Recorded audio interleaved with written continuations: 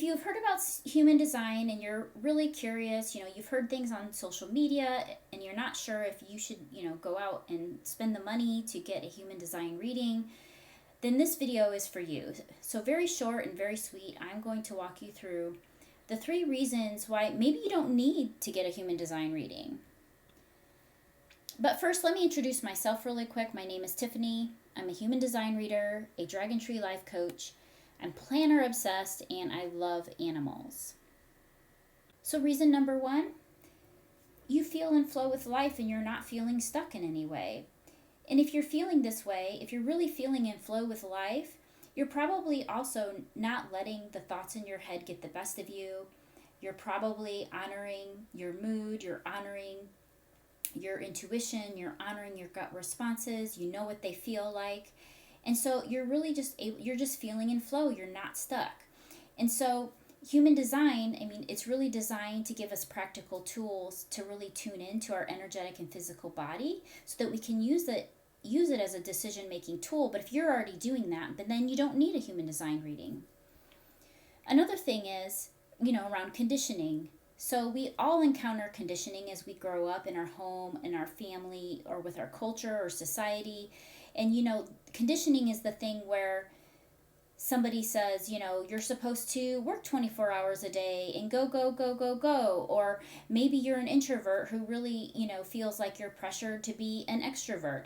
But we all encounter this conditioning. And so if you're already actively working through conditioning and shedding the parts of yourself that are not in alignment with your true self, then you probably don't need a human design reading. Because the other thing about human design is it's really this tool that we can use to start deconditioning. It's a deconditioning process where we start to really embrace what we truly are and start to really shed what society has been telling us that we needed to be. And more specifically, the things we adopted that society told us we need to be. And we, are not in alignment with our true self.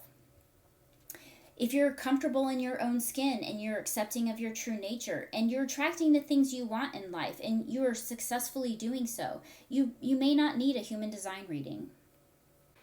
Reason number 2, you have clarity about your purpose, your innate talents, and your gifts.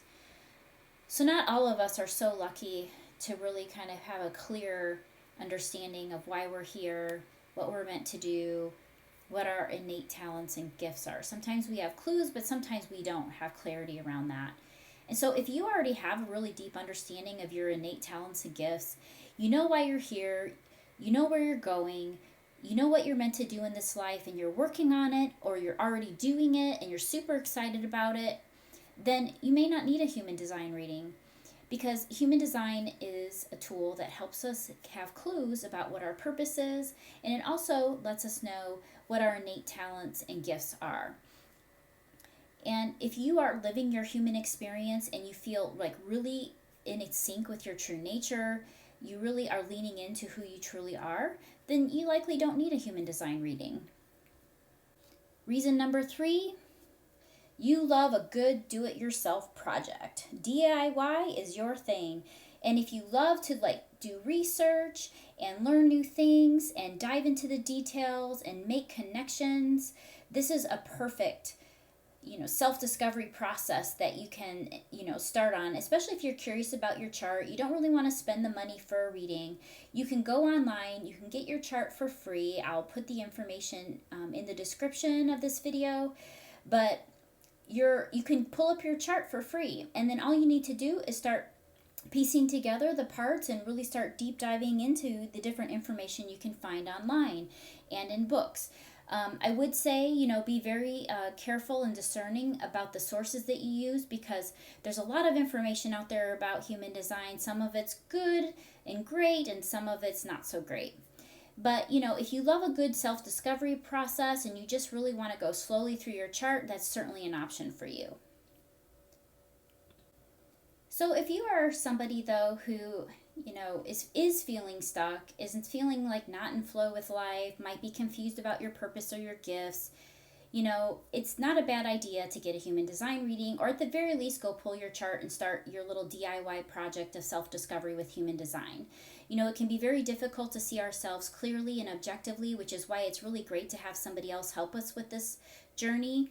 But having a synthesized story of your chart can be incredibly validating and enlightening.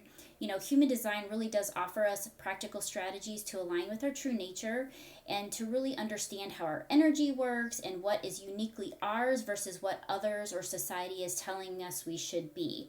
So, if you're very curious about your human design, feel free to schedule a discovery call with me if you have questions, or you can even schedule a reading. That's totally fine too. But if you do decide to take a leap and really dive into your human design, here are the things that you'll be able to discover about yourself. You'll understand better your energy type and your strategy, how your aura ideally works in the world. You'll understand your authority. This is exactly how you gain clarity to make decisions. You'll learn something about your personality archetype. You'll learn about your gifts and talents, and you'll have clues to your purpose. And you'll also learn some fun things like your strongest sense and your ideal environment, and so much more. If you have any questions, please drop them in the comments or reach out to me online.